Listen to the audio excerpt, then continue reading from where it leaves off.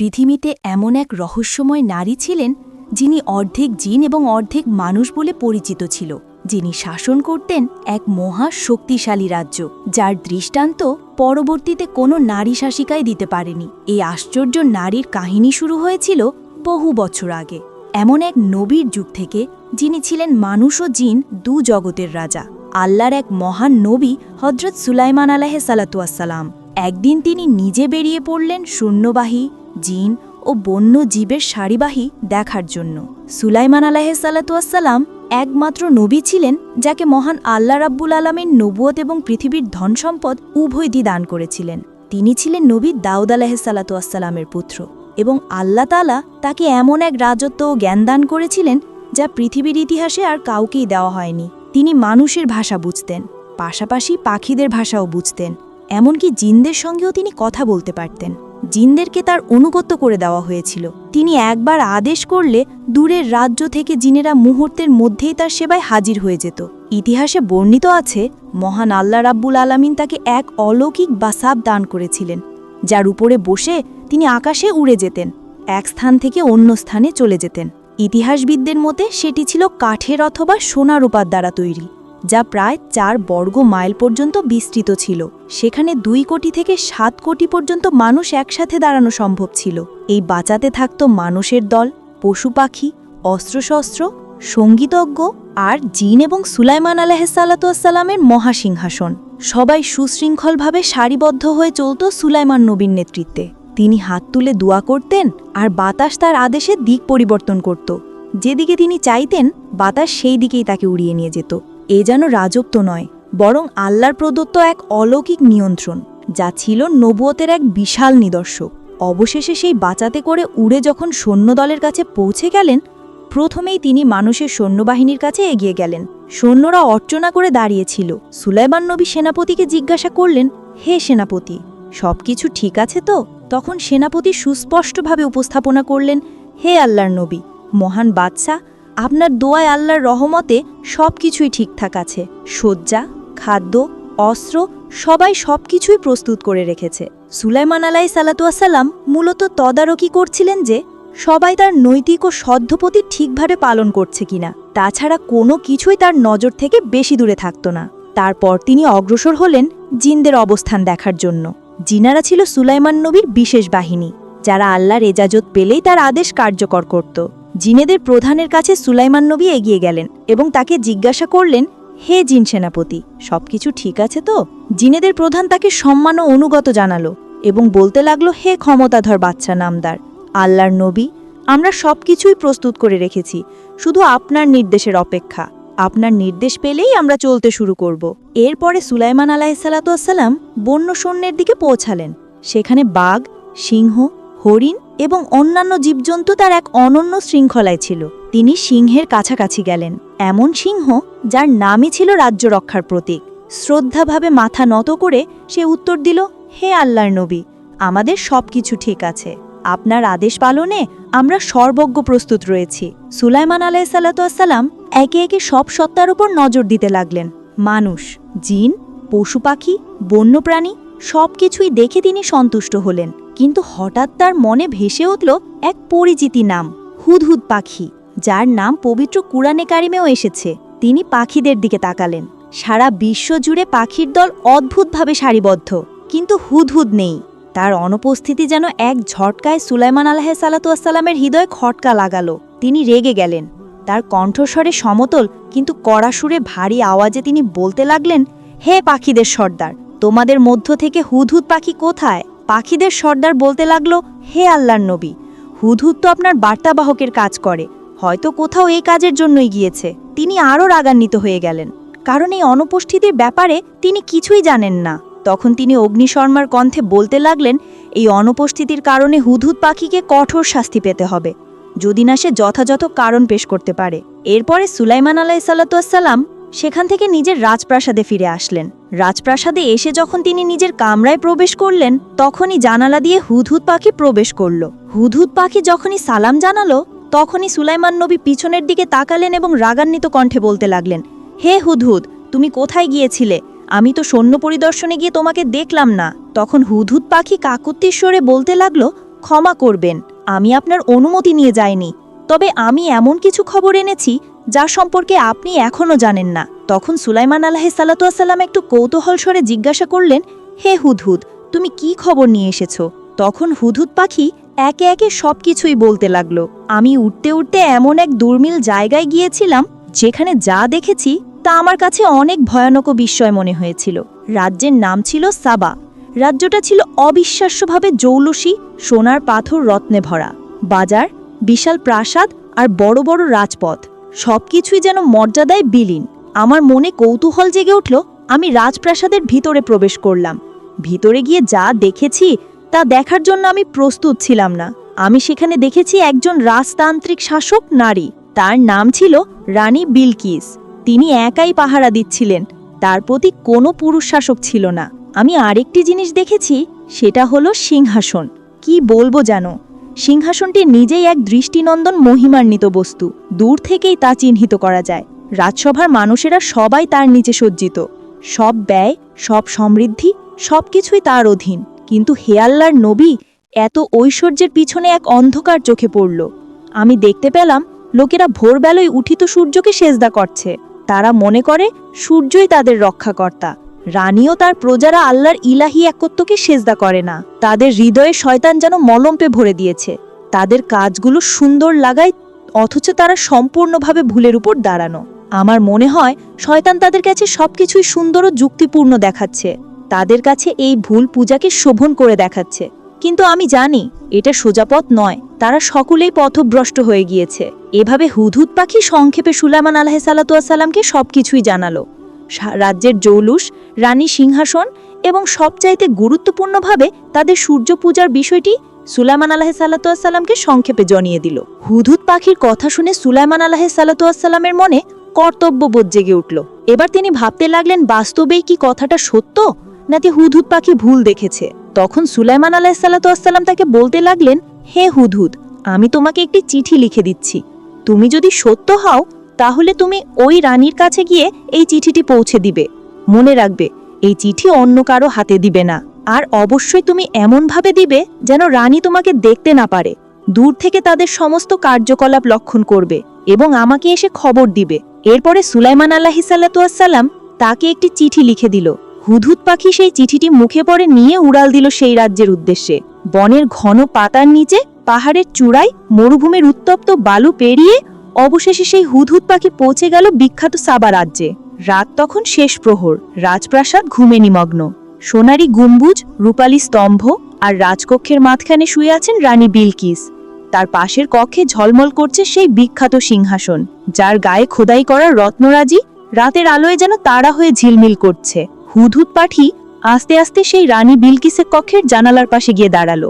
সে ভাবতে লাগলো এই চিঠিটি কিভাবে পৌঁছানো যায়, কারণ সুলাইমান আলাইহিসসালামের আদেশ মতে এই বার্তার বাহককে এই বিষয়টি যেন রানী বিলকিস বুঝতে না পারে। এভাবেই চিন্তা করতে করতে হুদহুদ পাখি চিঠিটি নিয়ে রানী বিলকিসের মাথার কাছে গিয়ে বসে। কিন্তু ভাগ্যের পরিণতি অন্য কিছু ছিল। চিঠিটি ঠোঁট ফসকায় সে রানীর মুখের উপরেই পড়ে যায়। রানী জেগে উঠে। হুদহুদ পাখি সেখান থেকে পালিয়ে যায় এবং কক্ষের জানালার উপরে গিয়ে বসে। রানী বিলকিসের চোখ খুললে তিনি চমকে উঠলেন। তিনি দেখতে পেলেন মুখের উপর একটা সোনালী সিল মোহর লাগানো চিঠি। তিনি বসে পড়লেন, চারপাশে তাকালেন, কারো দেখা নেই। কিন্তু জানালার উপরে বসে থাকা সেই ছোট্ট পাখিটি তখনও নড়ে না, চুপচাপ তাকিয়ে আছে, যেন অপেক্ষা করছে তার প্রতিক্রিয়ার। রানী চিঠিটি হাতে তুলে নিলেন। দেখতে পেলেন এর উপরে সূক্ষ্মভাবে কিছু লেখা আছে। সেখানে লেখা ছিল বিসমিল্লাহির রহমানির রহিম। বাক্যটি যেন তার অন্তর কাঁপিয়ে দিল। সেই চিঠিতে পবিত্র কুরআনে কারিমের ভাষায় কিছু লেখা ছিল, যার অর্থ হচ্ছে, পরম করুণাময় অতি দয়ালু আল্লাহর নামে শুরু করছি। তোমরা আমার বিরুদ্ধে অহংকার করো না, বরং আমার নিকট আত্মসমর্পণ করে এসো। রানী বিলকিস সেই লাইনগুলো পড়ে কিছুক্ষণ স্তব্ধ রয়ে গেল। তার মনে যেন হাজার প্রশ্ন ঘুরপাক খেতে লাগলো। এ বার্তা কোথা থেকে এলো? কে এই সুলাইমান, যার নাম শুনে এবং চিঠিটি পড়েই অন্তর কেঁপে উঠছে? সে সাথে সাথে খাদেমাকে ডাকলেন এবং বলতে লাগলেন, হে খাদেমা, যত তাড়াতাড়ি সম্ভব সভাসদদেরকে এখনই ডেকে পাঠাও। আমি এখনই সবার সাথে পরামর্শে বসবো। এরপরে সভা বসলো। রাজসভার সবাই উপস্থিত হলো। তারপরে রানী বিলকিস সবার সামনে গিয়ে এই চিঠির ব্যাপারে সবকিছু খুলে বললেন এবং বলতে লাগলেন, হে সভাসদগণ, এবার কি করা যায়? এই চিঠির ব্যাপারে আমি কোনো সিদ্ধান্ত নিতে পারছি না। দয়া করে আপনারা একে একে পরামর্শ দিন। তার কথা শেষ হতে না হতেই প্রথমেই কথা বললেন রাজ্যের শক্তিশালী সেনাপতি। কন্দারমণি মৌখিক সুরে বলতে লাগলেন, হে রানী, এমন চিঠি মানে তো স্পষ্টই কোনো শক্তি আমাদের সীমান্তে আগমন ঘটাতে চায়। এটা যুদ্ধের ইঙ্গিত হতে পারে। তবে আমরা দুর্বল নই, আমাদের অস্ত্র সরঞ্জাম এবং জনশক্তি জোরদার করা আছে। আপনার হুকুম হলেই আমরা পদক্ষেপ নিতে পারি। তারপরে এক ধীর সংযত মন্ত্রী কথা বলতে লাগলেন। তার কণ্ঠে কূটনীতি ও দূরদর্শিতার ছোঁয়া। সে বলতে লাগলেন, হে রানী, যুদ্ধই একমাত্র পথ নয়। এমন বার্তার পিছনে কখনো কখনো কুশীলব কূটনীতিকতাও কাজ করে। আমরা উপহার পাঠাতে পারি, দাতা হিসেবে সম্মান দেখানো হলে তাদের মনও ঝুঁকতে পারে। সরাসরি যুদ্ধ না করে প্রথমে যোগাযোগ স্থাপন করাই ভালো। এতে আমরা সন্ধি চুক্তিও করতে পারবো। তাও যদি না হয়, কমপক্ষে তার রাজ্যের অবস্থান এবং মহান আল্লাহ রাব্বুল আলামিন তাকে এক অলৌকিক বাসাব দান করেছিলেন, যার উপরে বসে তিনি আকাশে উড়ে যেতেন, এক স্থান থেকে অন্য স্থানে চলে যেতেন। ইতিহাসবিদদের মতে সেটি ছিল কাঠের অথবা সোনা রূপার দ্বারা তৈরি, যা প্রায় 4 বর্গ মাইল পর্যন্ত বিস্তৃত ছিল। সেখানে 2 কোটি থেকে 7 কোটি পর্যন্ত মানুষ একসাথে দাঁড়ানো সম্ভব ছিল। এই বাঁচাতে থাকতো মানুষের দল, পশু পাখি, অস্ত্রশস্ত্র, সঙ্গীতজ্ঞ আর জিন এবং সুলাইমান আলাইহিসসালামের মহাসিংহাসন। সবাই সুশৃঙ্খলভাবে সারিবদ্ধ হয়ে চলত সুলাইমান নবীর নেতৃত্বে। তিনি হাত তুলে দোয়া করতেন আর বাতাস তার আদেশে দিক পরিবর্তন করত। যেদিকে তিনি চাইতেন বাতাস সেই দিকেই তাকে উড়িয়ে নিয়ে যেত। এ যেন রাজত্ব নয়, বরং আল্লাহর প্রদত্ত এক অলৌকিক নিয়ন্ত্রণ, যা ছিল নবুয়তের এক বিশাল নিদর্শক। অবশেষে সেই বাঁচাতে করে উড়ে যখন সৈন্যদলের কাছে পৌঁছে গেলেন, প্রথমেই তিনি মানুষের সৈন্যবাহিনীর কাছে এগিয়ে গেলেন। সৈন্যরা অর্চনা করে দাঁড়িয়েছিল। সুলাইমান নবী সেনাপতিকে জিজ্ঞাসা করলেন, হে সেনাপতি, সবকিছু ঠিক আছে তো? তখন সেনাপতি সুস্পষ্টভাবে উপস্থাপনা করলেন, হে আল্লাহর নবী, মহান বাদশাহ, আপনার দোয়ায় আল্লাহর রহমতে সবকিছুই ঠিকঠাক আছে। শয্যা, খাদ্য, অস্ত্র সবাই সবকিছুই প্রস্তুত করে রেখেছে। সুলাইমান আলাইহিসসালাম মূলত তদারকি করছিলেন যে সবাই তার নৈতিক ও সদ্ধপতি ঠিকভাবে পালন করছে কিনা। তাছাড়া কোনো কিছুই তার নজর থেকে বেশি দূরে থাকতো না। তারপর তিনি অগ্রসর হলেন জিনদের অবস্থান দেখার জন্য। জিনারা ছিল সুলাইমান নবীর বিশেষ বাহিনী, যারা আল্লাহর ইজাজত পেলেই তার আদেশ কার্যকর করত। জিনেদের প্রধানের কাছে সুলাইমান নবী এগিয়ে গেলেন এবং তাকে জিজ্ঞাসা করলেন, হে জিন সেনাপতি, সবকিছু ঠিক আছে তো? জিনেদের প্রধান তাকে সম্মান ও অনুগত জানালো এবং বলতে লাগলো, হে ক্ষমতাধর বাদশা নামদার, আল্লাহর নবী, আমরা সবকিছুই প্রস্তুত করে রেখেছি, শুধু আপনার নির্দেশের অপেক্ষা। আপনার নির্দেশ পেলেই আমরা চলতে শুরু করব। এরপরে সুলাইমান আলাইহিসসালাম বন্য সৈন্যের দিকে পৌঁছালেন। সেখানে বাঘ, সিংহ, হরিণ এবং অন্যান্য জীবজন্তু তার এক অনন্য শৃঙ্খলায় ছিল। তিনি সিংহের কাছাকাছি গেলেন, এমন সিংহ যার নামই ছিল রাজ্য রক্ষার প্রতীক। শ্রদ্ধাভাবে মাথা নত করে সে উত্তর দিল, হে আল্লাহর নবী, আমাদের সবকিছু ঠিক আছে। আপনার আদেশ পালনে আমরা সর্বজ্ঞ প্রস্তুত রয়েছি। সুলাইমান আলাইহিসসালাম একে একে সব সত্তার উপর নজর দিতে লাগলেন। মানুষ, জিন, পশু পাখি, বন্যপ্রাণী সবকিছুই দেখে তিনি সন্তুষ্ট হলেন। কিন্তু হঠাৎ তার মনে ভেসে উঠল এক পরিচিতি নাম, হুদহুদ পাখি, যার নাম পবিত্র কুরআনে কারিমেও এসেছে। তিনি পাখিদের দিকে তাকালেন। সারা বিশ্ব জুড়ে পাখির দল অদ্ভুতভাবে সারিবদ্ধ, কিন্তু হুদহুদ নেই। তার অনুপস্থিতি যেন এক ঝটকায় সুলাইমান আলাইহিসসালামের হৃদয়ে খটকা লাগালো। তিনি রেগে গেলেন। তার কণ্ঠস্বরে সমতল কিন্তু কড়া সুরে ভারী আওয়াজে তিনি বলতে লাগলেন, হে পাখিদের সর্দার, তোমাদের মধ্য থেকে হুদহুদ পাখি কোথায়? পাখিদের সর্দার বলতে লাগলো, হে আল্লাহর নবী, হুদহুদ তো আপনার বার্তাবাহকের কাজ করে, হয়তো কোথাও এই কাজের জন্যই গিয়েছে। তিনি আরো রাগান্বিত হয়ে গেলেন, কারণ এই অনুপস্থিতির ব্যাপারে তিনি কিছুই জানেন না। তখন তিনি অগ্নিশর্মার কণ্ঠে বলতে লাগলেন, এই অনুপস্থিতির কারণে হুদহুদ পাখিকে কঠোর শাস্তি পেতে হবে, যদি না সে যথাযথ কারণ পেশ করতে পারে। এরপরে সুলাইমান আলাইহিসসালাম সেখান থেকে নিজের রাজপ্রাসাদে ফিরে আসলেন। রাজপ্রাসাদে এসে যখন তিনি নিজের কামরায় প্রবেশ করলেন, তখনই জানালা দিয়ে হুদহুদ পাখি প্রবেশ করলো। হুদহুদ পাখি যখনই সালাম জানালো, তখনই সুলাইমান নবী পিছনের দিকে তাকালেন এবং রাগান্বিত কণ্ঠে বলতে লাগলেন, হে হুদহুদ, তুমি কোথায় গিয়েছিলে? আমি তো সৈন্য পরিদর্শনে গিয়ে তোমাকে দেখলাম না।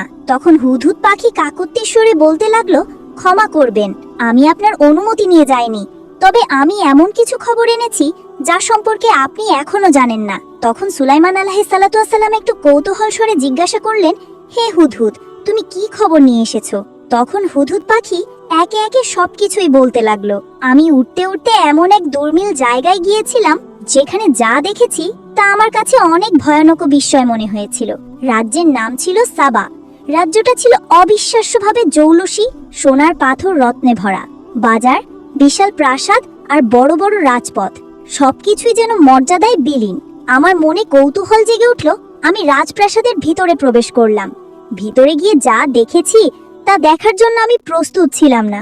আমি সেখানে দেখেছি একজন রাজতান্ত্রিক শাসক নারী। তার নাম ছিল রানী বিলকিস। তিনি একাই পাহারা দিচ্ছিলেন, তার প্রতি কোনো পুরুষ শাসক ছিল না। আমি আরেকটি জিনিস দেখেছি, সেটা হলো সিংহাসন। কি বলবো জানো, সিংহাসনটি নিজেই এক দৃষ্টিনন্দন মহিমান্বিত বস্তু। দূর থেকেই তা চিহ্নিত করা যায়। রাজসভার মানুষেরা সবাই তার নিচে সজ্জিত। সব ব্যয়, সব সমৃদ্ধি, সবকিছুই তার অধীন। কিন্তু হে আল্লাহর নবী, এত ঐশ্বর্যের পিছনে এক অন্ধকার চোখে পড়ল। আমি দেখতে পেলাম লোকেরা ভোরবেলায় উঠিত সূর্যকে সেজদা করছে। তারা মনে করে সূর্যই তাদের রক্ষাকর্তা।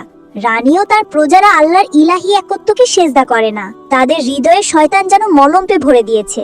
তাদের কাজগুলো সুন্দর লাগায়, অথচ তারা সম্পূর্ণভাবে ভুলের উপর দাঁড়ানো। আমার মনে হয় শয়তান তাদের কাছে সবকিছুই সুন্দর ও যুক্তিপূর্ণ দেখাচ্ছে।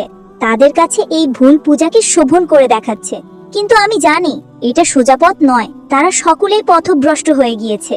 এভাবে হুদহুদ পাখি সংক্ষেপে সুলাইমান আলাইহিসসালামকে সবকিছুই জানালো। রাজ্যের জৌলুস, রানী সিংহাসন এবং সবচাইতে গুরুত্বপূর্ণভাবে তাদের সূর্য পূজার বিষয়টি সুলাইমান আলাইহিসসালামকে সংক্ষেপে জানিয়ে দিল। হুদহুদ পাখির কথা শুনে সুলাইমান আলাইহিসসালামের মনে কর্তব্যবোধ জেগে উঠল। এবার তিনি ভাবতে লাগলেন, বাস্তবেই কি কথাটা সত্য, নাকি হুদহুদ পাখি ভুল দেখেছে। তখন সুলাইমান আলাইহিসসালাম তাকে বলতে লাগলেন, হে হুদহুদ, আমি তোমাকে একটি চিঠি লিখে দিচ্ছি। তুমি যদি সত্য হও তাহলে তুমি ওই রানীর কাছে গিয়ে এই চিঠিটি পৌঁছে দিবে। মনে রাখবে, এই চিঠি অন্য কারো হাতে দিবে না। আর অবশ্যই তুমি এমন ভাবে দিবে যেন রানী তোমাকে দেখতে না পারে। দূর থেকে তাদের সমস্ত কার্যকলাপ লক্ষণ করবে এবং আমাকে এসে খবর দিবে। এরপরে সুলাইমান আলাইহিসসালাম তাকে একটি চিঠি লিখে দিল। হুদহুদ পাখি সেই চিঠিটি মুখে পড়ে নিয়ে উড়াল দিল সেই রাজ্যের উদ্দেশ্যে। বনের ঘন পাতার নিচে, পাহাড়ের চূড়ায়, মরুভূমির উত্তপ্ত বালু পেরিয়ে অবশেষে সেই হুদহুদ পাখি পৌঁছে গেল বিখ্যাত সাবা রাজ্যে। রাত তখন শেষ প্রহর। রাজপ্রাসাদ ঘুমে নিমগ্ন। সোনালী গম্বুজ, রূপালী স্তম্ভ আর রাজকক্ষের মাঝখানে শুয়ে আছেন রানী বিলকিস। তার পাশের কক্ষে ঝলমল করছে সেই বিখ্যাত সিংহাসন, যার গায়ে খোদাই করা রত্নরাজি রাতের আলোয় যেন তারা হয়ে ঝিলমিল করছে। হুদহুদ পাখি আস্তে আস্তে সেই রানী বিলকিসের কক্ষের জানালার পাশে গিয়ে দাঁড়ালো। সে ভাবতে লাগলো এই চিঠিটি কিভাবে পৌঁছানো যায়, কারণ সুলাইমান আলাইহিসসালাম